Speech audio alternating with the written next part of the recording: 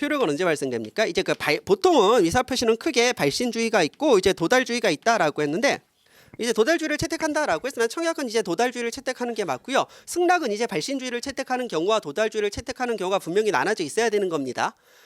요즘 이제 뭐 토익이건 뭐 일본어 JPT건 중국어 HSK건 접수할 때 다 뭘로 접수합니까? 온라인으로 접수하죠. 저 때는 온라인 접수가 없었어요. 이거 접수였거든요. 이게 수기로 써가지고 이제 원서를 보내야 되는 거죠. 자, 그러면 예를 들어 1월 10일까지 접수해 주십시오라고 했을 때 우리 입장에서 뭐 1월 10일까지 온라인으로 클릭하면 되는 거죠. 하지만 너 그 원서를 써서 보내야 될 때는 뭐예요? 나는 1월 5일에 보냈는데 뭐예요? 우편 사고 나서 이날 도달 못하면 치명적이죠. 그래서 대부분 뭐라고 나왔어요? 1월 10일까지 접수를 해야 된다는 거. 1월 10일자 유효한 우체국 소인이 있을 것. 이건 발신주의잖아요. 발신주의는 그 상대방을 좀 당사자를 보호하기 위한 겁니다. 그래서 항상 발신주의가 나쁜 건 아니에요. 청약의 효력은 도달주의를 채택하고 있으며, 자, 효력이 소멸되는 경우가 3개가 있습니다.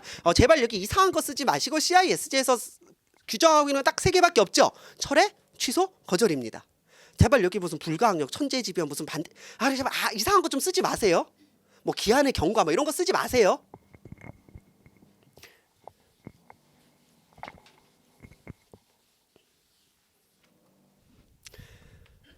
모든 의사 표시는 도달하는 시점을 기준으로 하여 그 전에 되돌리는 것과 그 후에 되돌리는 게 있습니다. 그 전에 되돌리는 걸, 그 후에 되돌리는 걸 우리나라 말로는 다 뭐라고 해요? 철회죠.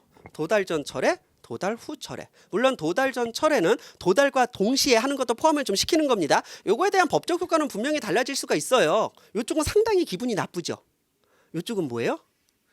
기분이 좀 덜 나쁘죠. 그래서 항상 이게 문제가 됩니다. 그래서 우리나라에서는요, 이제 우리나라 민법에서는 청약의 도달 전 철회, 도달 후 철회라고 하는데 영어에서 이걸 좀 명확하게 좀 구분을 해야 되죠. 그래서 이제 CISG에서는 이쪽을 withdrawal, 이쪽을 revocation이라고 했고요. 자, 이제 공식 국문본을 보시면 공식 국문본에서 이쪽을 철회라고 번역을 했습니다. 그래서 우리나라에는 철회라는 개념밖에 없었죠. 그래서 야, 미치겠네. 우리나라는 다 철회인데 위드롤 저거 뭐라고 번역하지 하다 이걸 뭐라고 번역했습니까? 회수라고 좀 번역을 했습니다. 이게 공식 국문본이에요. 법하는 사람은 다 이렇게 번역합니다. 근데 무역하는 사람한테는요, 레보케이션을 철회라고 번역을 하는 개념이 없습니다. 왜냐면요, 무역하는 사람이 제일 많이 듣는 단어가 뭔지 아세요? 일레보커블이요. 그리고 당연히 뭐라고 합니까? 이것을 취소불능이라고 하죠. 무역하는 사람한테 이쪽은 뭐예요?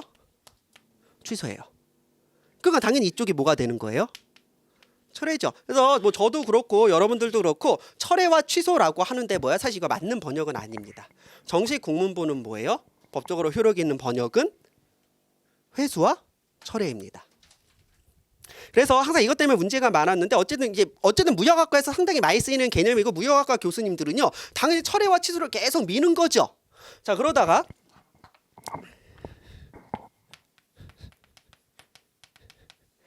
이제 무역협회에서는요, 아무래도 좀 원칙을 좀 중시하는 교수님이 출제를 좀 들어갔나 봐요. 그래서 무역협회에서 이제 국제무역사죠.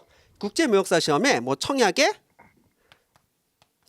뭐 철회할 수 없다라고 나오면서 뭐야? 친절하게 혹시 모를까봐 레보케이션이라고 병기까지 해준 겁니다. 그러니까 이 교수님은 당연한 얘기지만 뭐예요? 원칙대로 좀 번역을 한 거지. 이게 문제가 있을까요? 모든 수험생들이 다 이의 제기를 했어요. 레보케이션은 취소인데 교수님 잘 모르시는 것 같다고, 레보케이션을 철회라고 해두시면 교수님 문제 잘못 냈다라고 이걸 문제 오류라고 지적한 겁니다. 와, 천하의 무역협회도 아주 뒷골 잡는 거죠. 그럼 무역협회가 뭐라고 할까요? 이런 병신들이 이렇게 얘기할까요? 아니죠. 무역협회가 뭐라고 했는지 아세요? 네, 맞습니다. 문제 오류입니다. 죄송합니다. 전원 정답 처리하겠습니다. 레보케이션은 취소가 맞습니다라고. 이게 또 무역협회 국제무역사의 또 역대급 사건이잖아요, 또.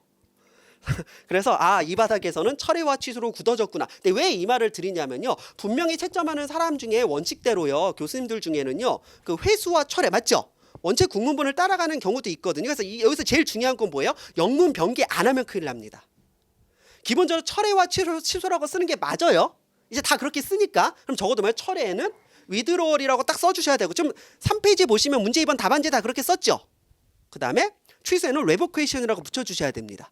그래야 아 얘가 이것을 이렇게 번역했구나라고 알죠? 이거 굉장히 중요한 개념이에요.